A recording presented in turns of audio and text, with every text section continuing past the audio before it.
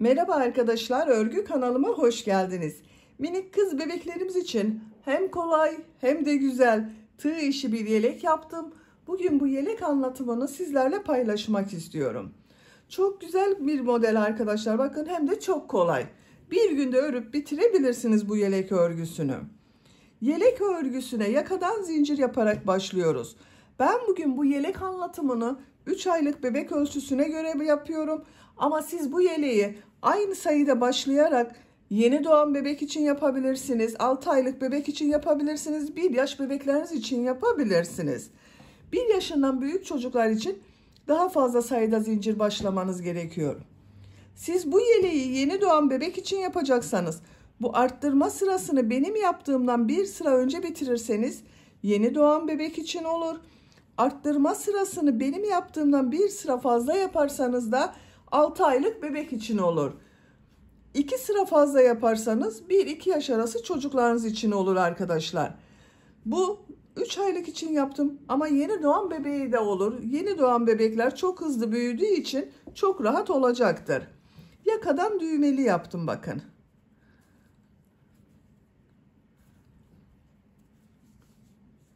Ayrı bir düğme iliği yapmadım. Bu ön patlarda yaptığım modeller bulunan model boşluklarını düğme iliği olarak kullanıyorum. Karşısına bakın 3 düğme diktim. Bu boşluklara düğme iliği olarak kullanıyorum. Bakın şu şekilde. Açık olarak görelim. Bakın çok güzel. Kolları da çok güzel oldu. Ne uzun ne kısa yaptım, bakın. Şu şekilde kız çocuklarına çok güzel oluyor bu kol modeli arkadaşlar. 2 renkli çalıştım ben bugün bu yelek örgüsünü. Pembe ve beyaz renk iplikleri kullandım. Bakın bu renk bir pembe iplik arkadaşlar. Bebek ipliği kullandım.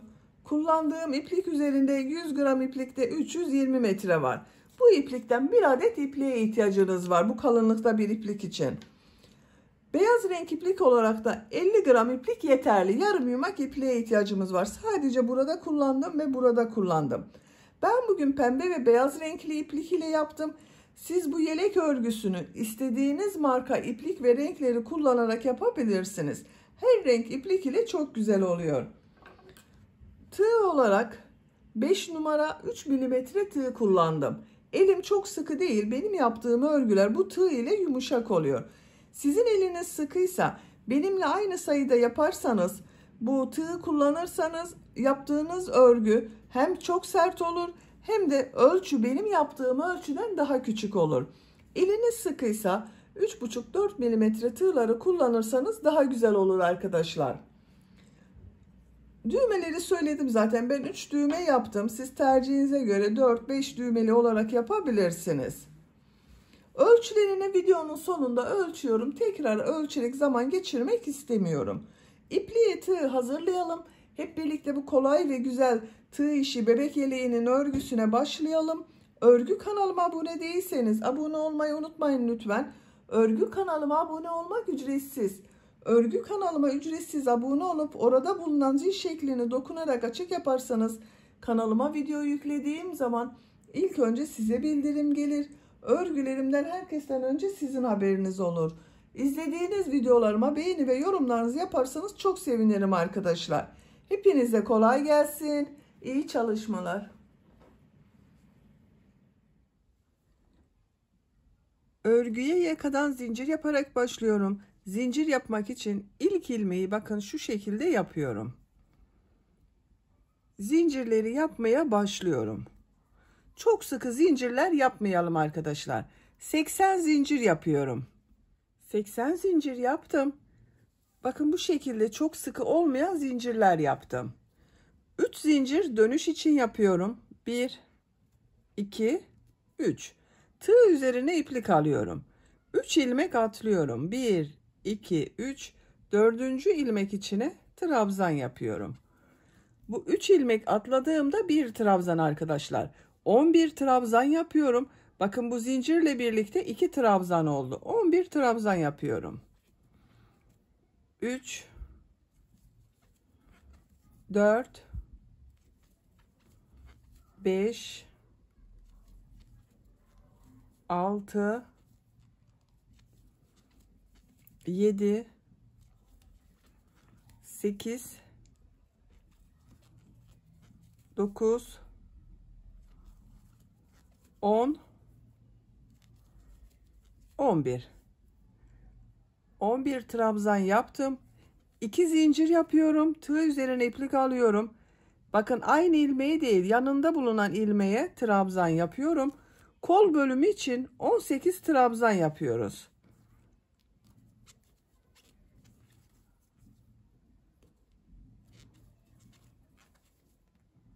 Bakın 3 trabzanı yaptım. 18 trabzanı tamamlayalım.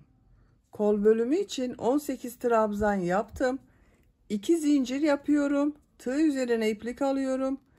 Diğer ilmek içine trabzan yapıyorum.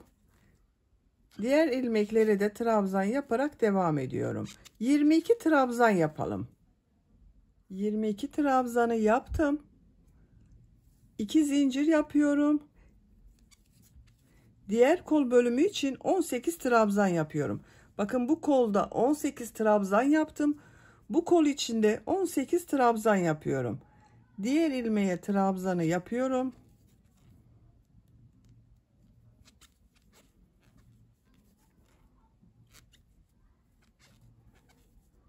18 trabzanı yapalım. Diğer kol içinde 18 trabzanı yaptım. 2 zincir yapıyorum. Tığ üzerine iplik alıyorum. İlk ilmek üzerine trabzan yapıyorum.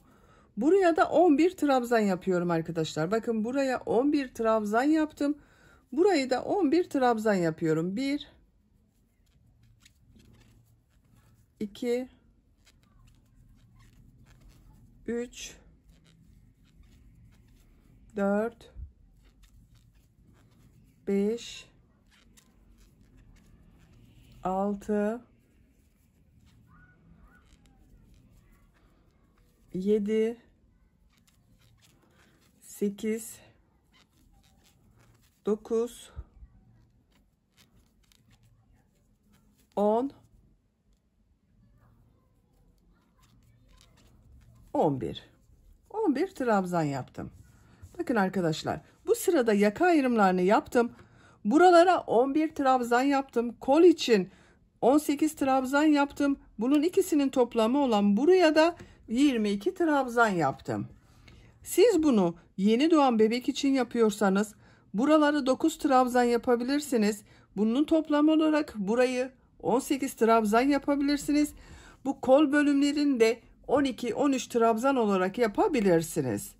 Daha büyük çocuk için yapacaksanız da buraları kaç trabzan yaptıysanız buraya yaptığımız trabzanı 2 katı yapacaksınız arkadaşlar. 12 trabzan yaptıysanız burayı 24 trabzan, kol bölümünde 20-22 trabzan yapabilirsiniz. Şimdi ikinci sıradayız. Bir zincir yapıyorum, örgüyü çeviriyorum. İlk ilmek üzerine trabzan yapıyorum. Diğer ilmekleri de trabzan yaparak devam ediyorum. Bu arttırma yapacağımız 2 zincire kadar devam edelim. Arttırma yapacağım yere kadar bakın trabzanları yaptım. 11 trabzan yaptım buraya arkadaşlar.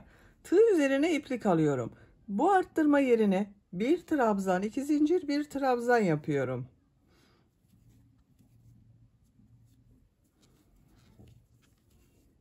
Bakın arttırmaları yaptım. Tığ üzerine iplik alıyorum. Diğer ilmeklere trabzan yaparak devam ediyorum.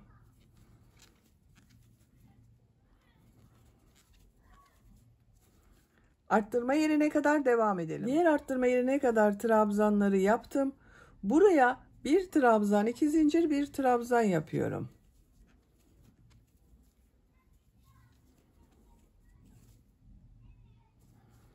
Diğer ilmekler üzerine trabzan yaparak devam ediyorum. Arttırma yerine kadar devam edelim. Diğer arttırma yerine kadar trabzanları yaptım. Buraya 1 trabzan, 2 zincir, 1 trabzan yapıyorum.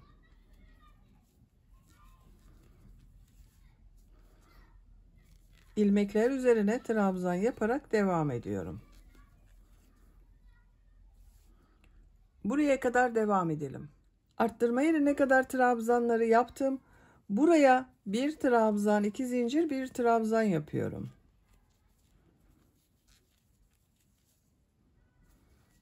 Diğer ilmeklere trabzan yaparak devam ediyorum. Sıra sonuna kadar devam edelim. Sıra sonuna kadar tamamladım. Son ilmeği bir önceki sırada 3 zincir atlayarak yaptığım bir trabzan vardı. Bunun son zincir üzerine bakın tığ takıyorum. Trabzan yapıyorum. 2 sırayı tamamladım arkadaşlar. Görüntü olarak bakın bu şekilde oldu. 3. sıradayım. 3. sırada pembe renkli iplik ile bir sıra sık iğne yapıyorum.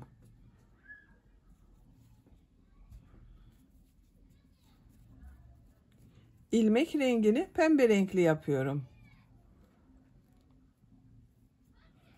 Bir zincir yapıyorum. Örgüyü çeviriyorum.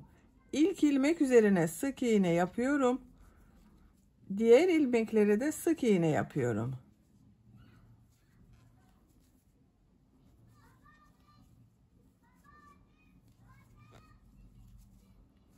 Arttırma yerine kadar devam edelim. Arttırma yerine kadar bakın sık iğneyi yaptım.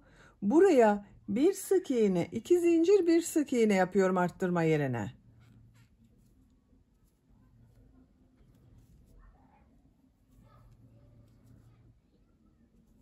Diğer ilmeklere birer defa sık iğne yapıyorum. Diğer arttırma yerine kadar devam edelim. İlmekler üzerine sık iğne yaparak arttırma yerine kadar tamamladım. Arttırma yerine bir sık iğne, 2 zincir, bir sık iğne yapıyorum. Diğer ilmeklere birer defa sık iğne yapıyorum. Bu arttırma yerinde de bir sık iğne, 2 zincir, bir sık iğne yapalım. Diğer ilmeklere birer defa sık iğne yapalım. Sıra sonuna kadar tamamlayalım. Sıra sonuna kadar sık iğne yaparak tamamladım. Arttırma yerlerinde bir sık iğne, 2 zincir, bir sık iğne yaptım. Pembe renkli ipliği kesiyorum.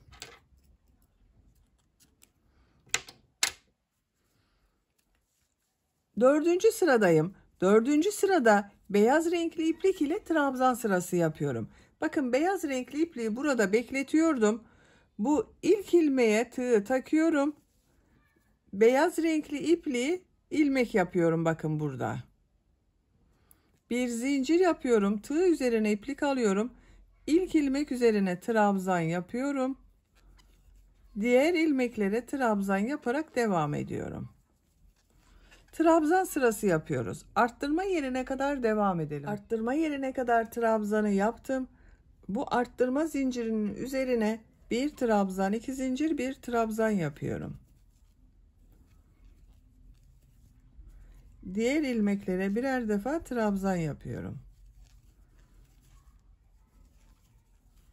Bakın arkadaşlar. Arttırma yerlerinde bir trabzan, 2 zincir, bir trabzan yapalım. Diğer ilmeklere birer defa trabzan yapalım.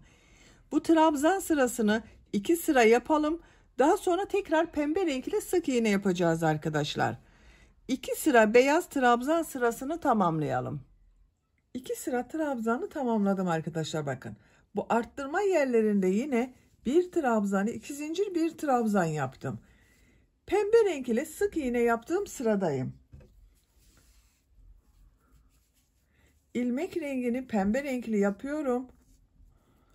Bir zincir yapıyorum. Örgüyü çeviriyorum. Bak beyaz ipliği burada bekletiyorum. İlk ilmek üzerine sık iğne yapıyorum. Diğer ilmekleri sık iğne yaparak devam ediyorum.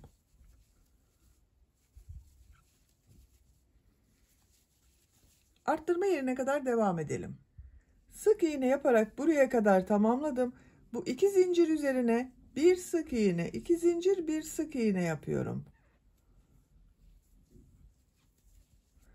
Diğer ilmeklere sık iğne yaparak devam ediyorum. Bakın arkadaşlar. Bir sık iğne, 2 zincir, bir sık iğne yaptım. Burada ve burada yine bir sık iğne, 2 zincir, bir sık iğne yapalım. Sıra sonuna kadar devam edelim. Sonraki sırada bu ipliği bak şuradan burada yaptığımız gibi üst ilmeğe alalım. Bak şu şekilde ilmek yapalım. Bir zincir yapıp trabzan sırası yapalım. 2 sıra trabzan sırası, 1 sıra sık iğne yapıyorum. Arttırma yerlerinde hep bak, 1 trabzan, 2 zincir, 1 trabzan, 1 sık iğne, 2 zincir, 1 sık iğne olarak yapıyorum. Yaka örgüsünü yapacak olduğunuz çocuğun büyüklüğüne göre arttırmalar yaparak tamamlayalım. Yaka örgüsünü her sırada arttırmalar yaparak yapacağım ölçüye göre tamamladım. Kaç sıra yaptığımı sayıyorum. Bak, 3 sıra pembe renk iplik ile sık iğne yaptım. 2, 4, 6, 8 sıra beyaz renk iplik ile trabzan sırası yaptım. Santimetre olarak ölçüyorum. 9 santimetre yükseklik var. Benim yapacağım ölçü için bu yeterli. Siz biraz büyük olsun istiyorsanız 1 veya 2 sıra arttırmalara devam edebilirsiniz. Bak, bu sırada bir sıra pembe renk iplik ile sık iğne yapıp bir sırada trabzan sırası 1-2 sıra devam ederseniz daha büyük ölçüde olur arkadaşlar. Açık olarak görelim. Bakın bu şekilde. Bu sırada kolları gövdeden ayırıyorum. Örgüye artık gövdenin örgüsüyle devam ediyorum. Bir zincir yapıyorum. Örgüyü çeviriyorum. İlk ilmek üzerine trabzan yapıyorum. Diğer ilmeklere trabzan yaparak devam ediyorum. Bu arttırma yaptığımız yere kadar devam edelim. Arttırma yapacağım yere kadar bak tamamladım. Bu arttırma yerine 2 trabzan yapıyorum.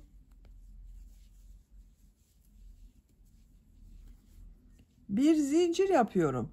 Kolda bulunan bütün ilmekleri atlıyorum. Bu arttırma yerine 2 trabzan yapıyorum.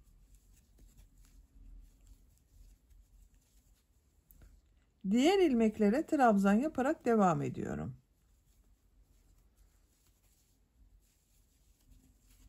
Bak, bir zincir ile ön ve arka bölümü burada birleştirdik arkadaşlar. Kol altının görüntüsü böyle. Buraya kadar devam edelim. Arttırma yapacağım yere kadar bak trabzanları tamamladım. Bu arttırma yerine yine 2 trabzan yapıyorum.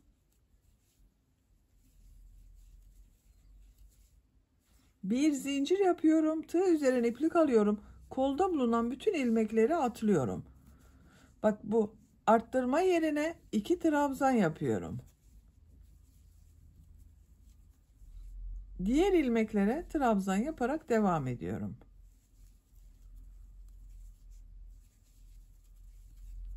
Bak, kol altının görüntüsü böyle arkadaşlar. Sıra sonuna kadar devam edelim. Sıra sonuna kadar trabzanı yaptım. Bakın bu şekilde oldu arkadaşlar. Beyaz renkli ipliği kesiyorum.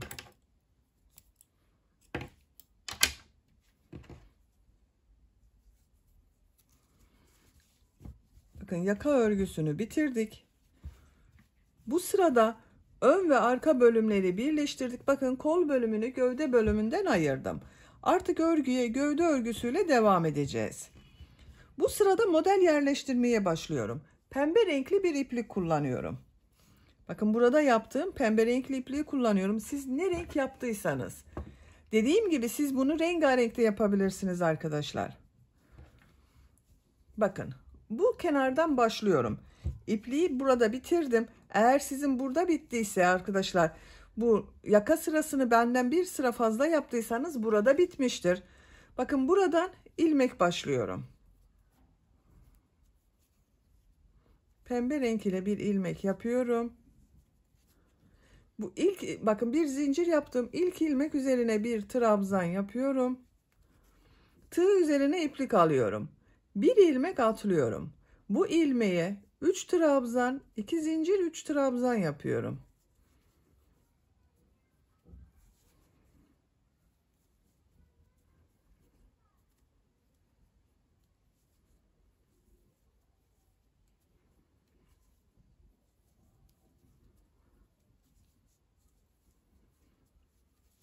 Üç trabzan, 2 zincir, 3 trabzan yaptım. Tığ üzerine iplik alıyorum. Bir ilmek atlıyorum. Bir trabzan yapıyorum. Tığ üzerine iplik alıyorum. 2 ilmek atlıyorum. Bakın, bir trabzandan sonra 2 ilmek atlıyorum. 3 trabzan, 2 zincir, 3 trabzan yapıyorum.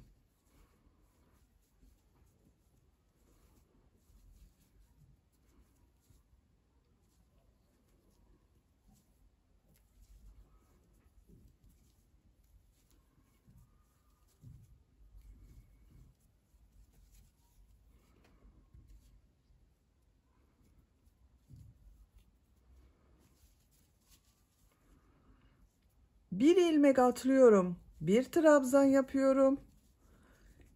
2 ilmek atlıyorum. 3 trabzan. 2 zincir, 3 trabzan yapıyorum.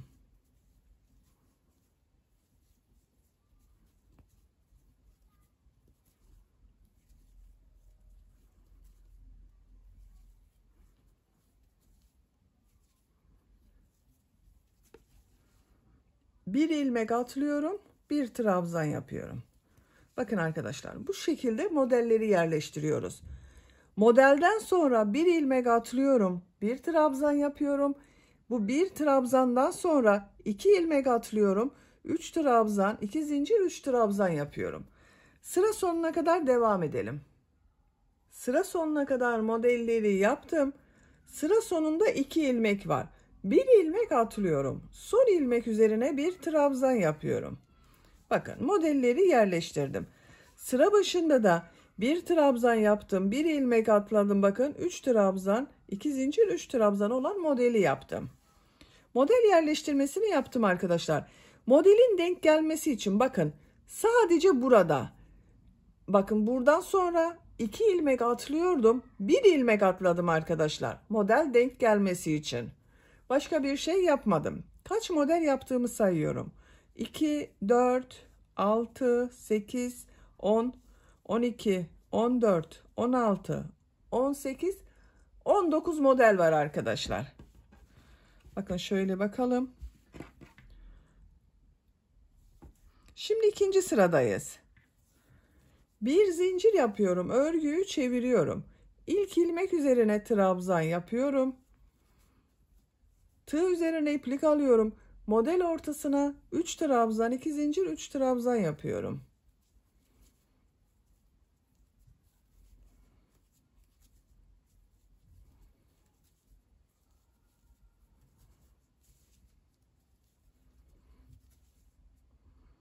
Bakın, bu bir trabzan yaptım. Bu trabzanı, bakın, örgünün düz tarafı burası arkadaşlar. Burası örgünün ters tarafı. Düz tarafı olacak şekilde bakın, ama benim bu sırada ters taraftan oldu.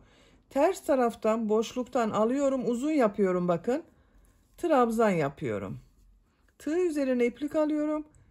Model ortasına 3 trabzan, 2 zincir, 3 trabzan yapıyorum.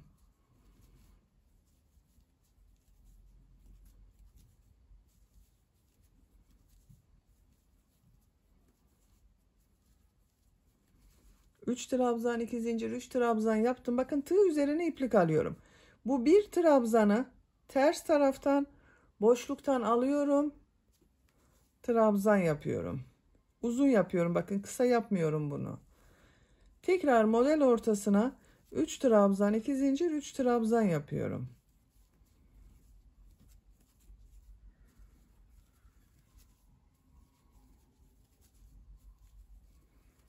Bakın, bu bir trabzanı tekrar gösteriyorum. Ters taraftan boşluktan alıyorum. Trabzan yapıyorum. 3 trabzan, 2 zincir, 3 trabzan yapıyorum. Bakın, düz tarafın görüntüsü böyle oluyor arkadaşlar. Sıra sonuna kadar devam edelim. Sıra sonuna kadar modelleri yaptım. Bakın, görüntüsü böyle oldu arkadaşlar. Örgünün düz tarafının görüntüsü böyle. Tığ üzerine iplik alıyorum. Bakın, bu son ilmek üzerine bir trabzan yapıyorum. Bakın, bunun üzerine yapıyorum arkadaşlar. Boşluktan alarak yapmıyorum. Sıra başında da ilk trabzanı düz trabzan yaptık. Bunu da düz trabzan yaptım bakın. Bir zincir yapıyorum. Örgüyü çeviriyorum. Bakın. Görüntüsü böyle düz tarafın. Bu ilk ilmek üzerine trabzan yapıyorum. Tığ üzerine iplik alıyorum. Model ortasına 3 trabzan, 2 zincir, 3 trabzan yapıyorum.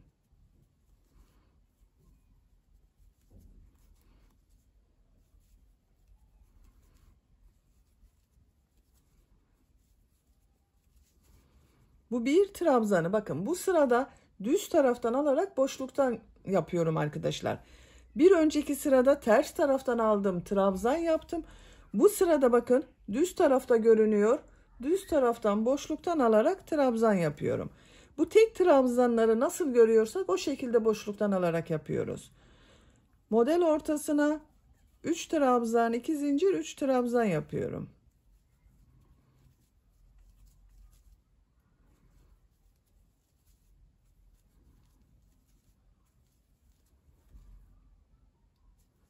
Bu bir trabzanı bakın düz taraftan boşluktan alıyorum. Trabzan yapıyorum. Model ortasına 3 trabzan, 2 zincir, 3 trabzan yapıyorum. Bakın görüntüsü böyle. Sıra sonuna kadar devam edelim. Sıra sonuna kadar yaptım. Tığ üzerine iplik alıyorum. Bakın son trabzan üzerine bir trabzan yapıyorum. Bunun üzerine yaptım. Boşluktan almadım. Bakın bunları boşluktan alarak trabzan yaptım. Bu son ve ilk trabzanları üzerine yapıyoruz.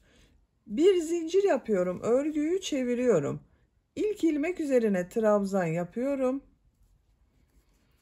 Model ortasına 3 trabzan, 2 zincir, 3 trabzan yapıyorum.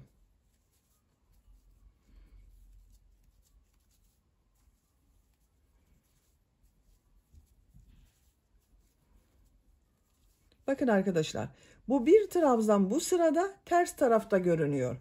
Onun için ters taraftan alıyorum, boşluktan alıyorum, trabzan yapıyorum. Buraya da 3 trabzan, 2 zincir, 3 trabzan yapıyorum.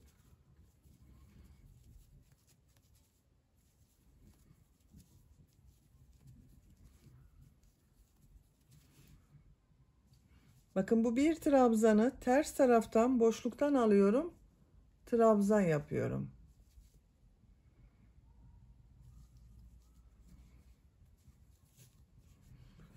Bakın görüntüsü böyle. Model bu şekilde devam edecek arkadaşlar. Bakın.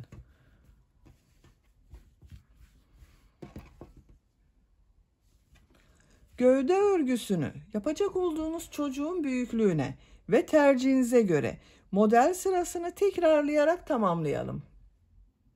Gövde örgüsünü 16 model sırası yaptım.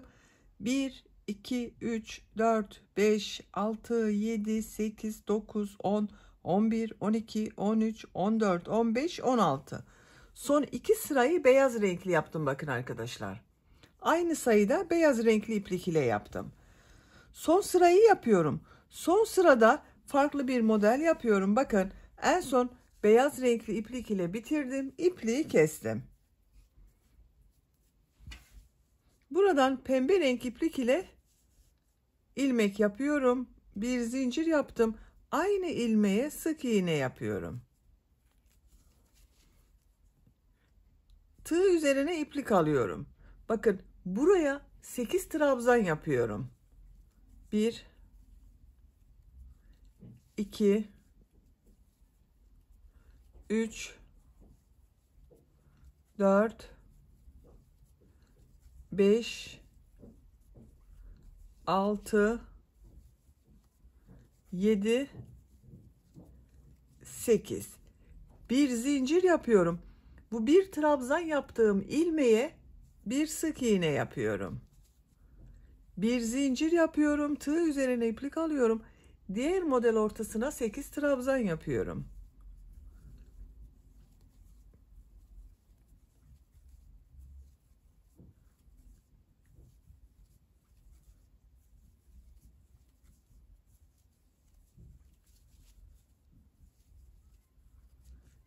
Sekiz trabzan yaptım.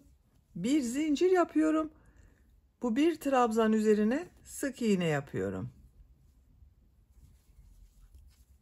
Bir zincir yapıyorum. 8 trabzan yapıyorum. Bakın bu şekilde model yapıyoruz. Sıra sonuna kadar devam edelim.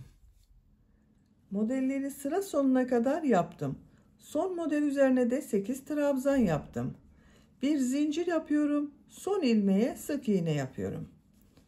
Bakın arkadaşlar görüntüsü bu şekilde oldu. Çok güzel oldu. Ön patlardayım. Ön patlarda da bu modelleri yapmaya devam ediyorum. Ön patlarda 8 trabzan yapmıyorum ama. Tığ üzerine iplik alıyorum. Zincir yapmadım. Bakın bir ilmeği atlıyorum. Bu ilmek üzerine 6 trabzan yapıyorum. 1 2 3 4 5 6 trabzan boşluğunu atlıyorum. Bu ilmeğe sık iğne yapıyorum. Tığ üzerine iplik alıyorum. Bakın bir ilmek atlıyorum. 6 trabzan yapıyorum.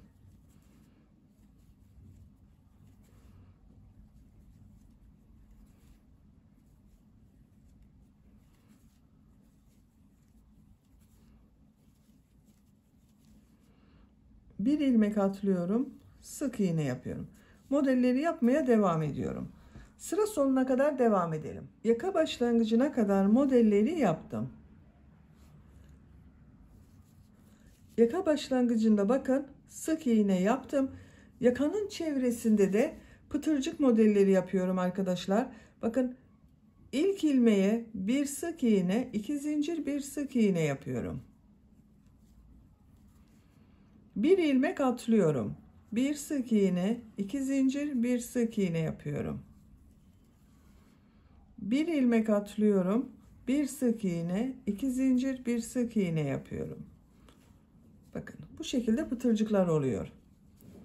Ayrıca bir düğme iliği yapmadım. Bakın bu modellerin burada bulunan boşlukları düğme iliği olarak kullanacağız arkadaşlar. Yaka çevresinde pıtırcık modelleri yaparak buraya kadar devam edelim. Yaka çevresinde pıtırcık modeli yaparak diğer tarafa kadar tamamladım. Bakın görüntüsü bu şekilde oldu. Bu ön patta da burada yaptığım modelleri yapıyorum. En son ilmeğe sık iğne yaptım. Tığ üzerine iplik alıyorum. 6 trabzan yapıyorum.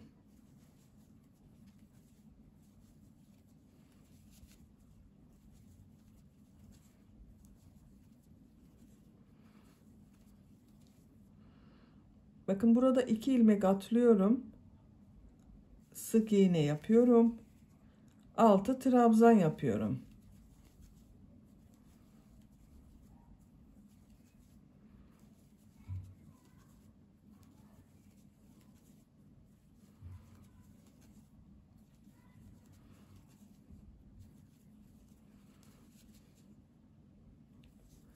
Sık iğne yapıyorum. Bakın model aynı yapıyoruz arkadaşlar. Tek dikkat etmeniz gereken, buraya kaç model yaptıysanız bu ön patı da aynı sayıda yaparsanız daha düzgün görünür. Sıra sonuna kadar devam edelim. Sıra sonuna kadar modelleri yaptım. Bakın bu şekilde oldu. Son yaptığım modeli bu ilk yaptığım ilmek ile ilmek kaydırma yaparak sırayı birleştiriyorum. İpliği kestim. İlmek içinden çekiyorum. Bu ön pata 2, 4, 6, 8, 10, 11 model yaptım. Bu ön patada 11 model yaptım bakın. 2, 4, 6, 8, 10, 11. Düğmelerini de diktim ben arkadaşlar. Bakın bu şekilde oldu. Düğme iliği olarak burada yaptığım modelleri kullanıyorum. Bakın. Bu model boşluklarını düğme ilikleri olarak kullanıyorum.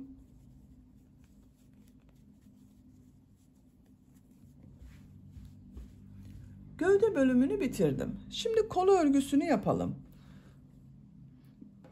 Kol örgüsünde bakın kol ayrımı yaptığım sırada bir sıra trabzan sırası yaptım. Beyaz renk iplik ile o sırayı yapıyorum.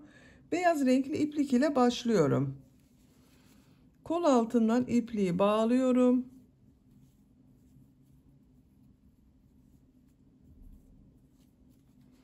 Buradan bir ilmek yapıyorum.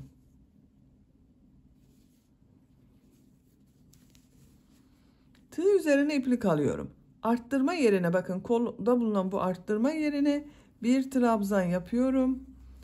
Diğer ilmeklere trabzan yaparak devam ediyorum.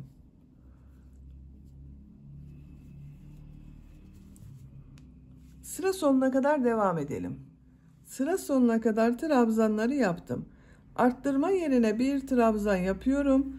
Sıra başında da bakın arttırma yerine bir trabzan yaptım. Sıra sonunda da bir trabzan yaptım. Kol altındaki ilmek ile ilmek kaydırma yaparak sırayı birleştiriyorum. İpliği kesiyorum.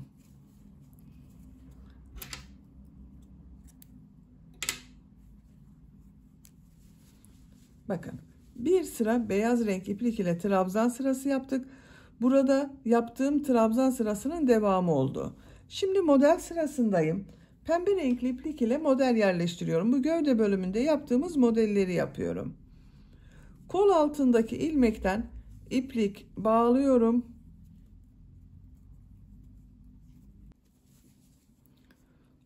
Bu ilmekten bir ilmek yapıyorum. 3 zincir yapıyorum. Bir ilmek atlıyorum. 3 trabzan, 2 zincir, 3 trabzan yapıyorum.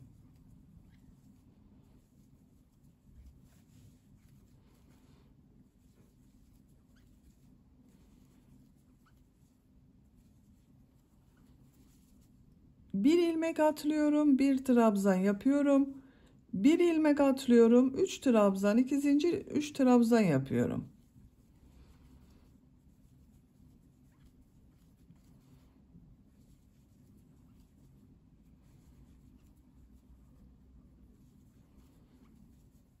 Bir ilmek atlıyorum, bir trabzan yapıyorum.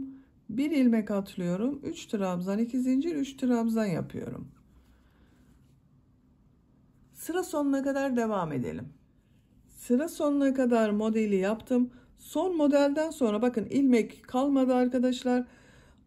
Bu 3 zincir ile ilmek kaydırma yaparak sırayı birleştiriyorum. Modelin denk gelmesi için burada da ilmek atlamadım bakın. Bir trabzandan sonraki ilmeğe model yaptım. Kaç model yaptığımı sayıyorum. 2, 4, 6, 8, 10, 11 model oldu kol üzerinde. 3 zincir yapıyorum. Tığ üzerinde iplik alıyorum.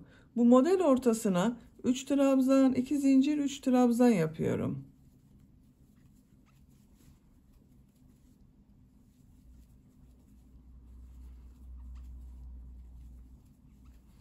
Bu bir trabzanı boşluktan alıyorum, trabzan yapıyorum.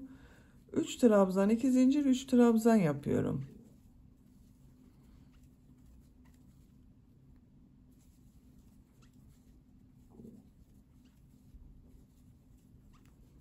Bir trabzanı boşluktan alıyorum, trabzan yapıyorum. Sıra sonuna kadar devam edelim. Sıra sonuna kadar tamamladım.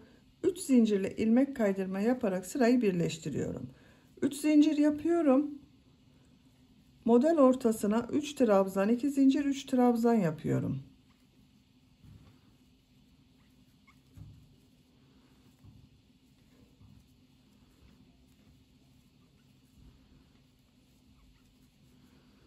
Bir trabzanı boşluktan alıyorum, trabzan yapıyorum.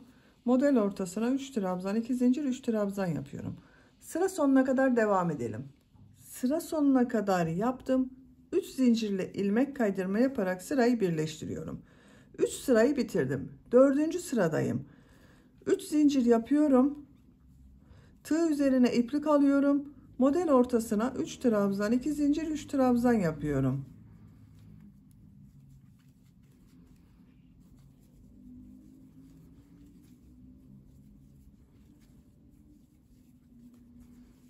Bir trabzanı boşluktan alıyorum, trabzan yapıyorum. 3 trabzan, 2 zincir, 3 trabzan yapıyorum.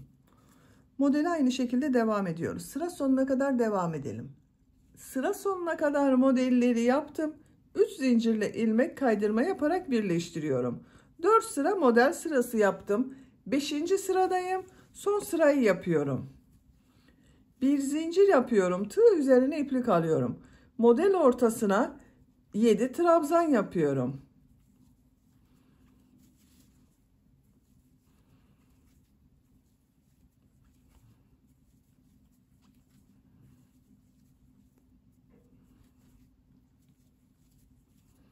Burada yaptığımız modeli yapıyorum. Bir zincir yapıyorum. Bu bir trabzanın üzerinde bulunan ilmeğe sık iğne yapıyorum. Bir zincir yapıyorum. Model ortasına 7 trabzan yapıyorum.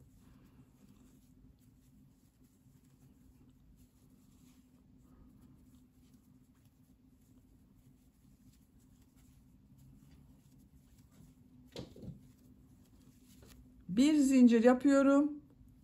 Sık iğne yapıyorum. Bakın bu şekilde modeller yapıyoruz. Sıra sonuna kadar devam edelim. Sıra sonuna kadar modelleri yaptım. Bir zincir yapıyorum. Bu ilmek ile ilmek kaydırma yaparak sırayı birleştiriyorum. İpliği kesiyorum.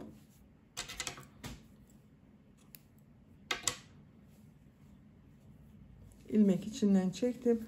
Bakın kol örgüsünü bitirdim. Diğer kol örgüsünü de ben tamamladım. Bakın arkadaşlar bu şekilde oldu. Aynı şekilde başladım kol örgüsünü. Aynı sayıda model yerleştirdim. Kol örgülerini bitirdim. Tercihinize göre siz bu kol örgüsünü 1-2 sıra fazla yapabilirsiniz veya eksik yapabilirsiniz. Bakın çok şirin oldu.